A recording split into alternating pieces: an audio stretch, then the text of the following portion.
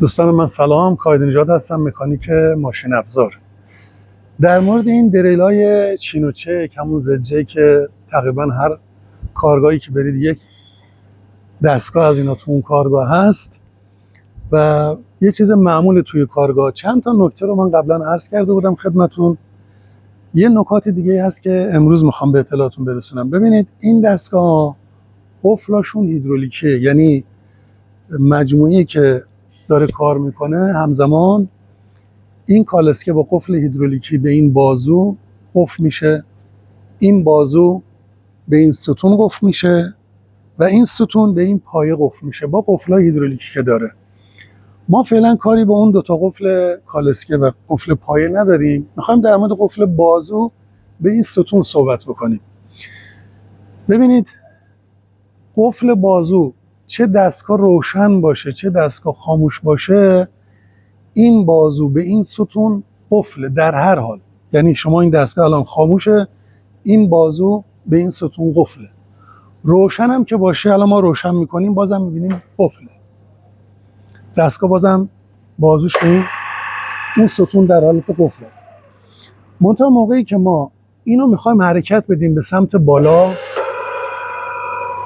یا به سمت پایین، ببینید وقتی که شما دکمه بالا یا پایین رو میزنید، اگه دقت کنید یه صدایی میاد، اون قفل هیدرولیک در واقع قفل هیدرولیک باز میشه، این به اون مکان مورد نظری که ما میخوایم میرسه. وقتی دستمون از روی شاسی برمیداریم دوباره متوقف میشه، ببینید، و قفل میشه. ببینید این میره بالا،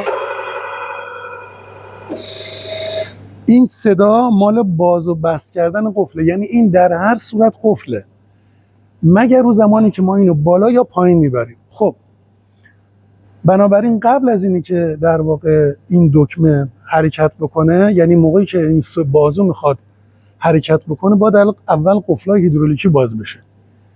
گاهی به خاطر مشکلات برقی که پیش میاد، دوستان محترم برق‌کار ما میان،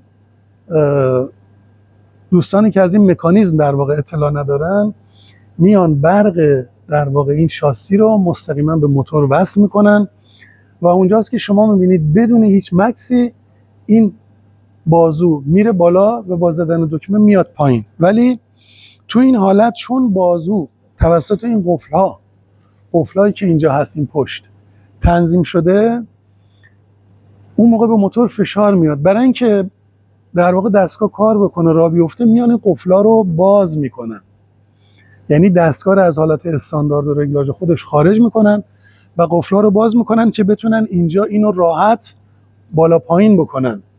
به جای اینکه در واقع بیاد اشکال برقی این برطرف بشه، میان یه مکانیزمی رو از کار میندازن. یعنی اون قسمت قفل اگه حرکت نکنه، موقعی که این ستون میخواد روی نقطه متمرکز بشه، موقعی که این بازو میخواد بیاد رو اون نقطه متمرکز بشه، جایی که شما سم بزنین، اپراتور میبینه این دوچار لقیه و رو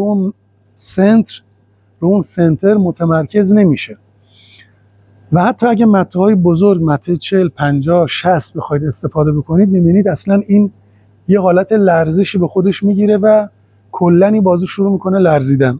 ما میخوایم امروز یه تستی انجام بدیم. شما حتما از این دستگاه به هر حال ممکنه توی خیلی از کارگاه به هر حال باشه. الان برید تست کنید و این کار رو انجام بدید. ببینید آیا وقتی که دکمه رو میزنید بدون مکس و بدون فاصله این بالا پایین میشه یا اول قفل‌های هیدرولیک باز میشه. این زیر کامنت کنید که دستگاهتون سالمه یا خرابه. من مطمئنم از هر 100 تا دستگاه، 100 تا دریل، حداقل 5 6 تا از این دستگاه ممکنه دچار مشکل شده باشن و دارن با این مشکل کار میکنن. پس بریم تست کنیم با هم دیگه.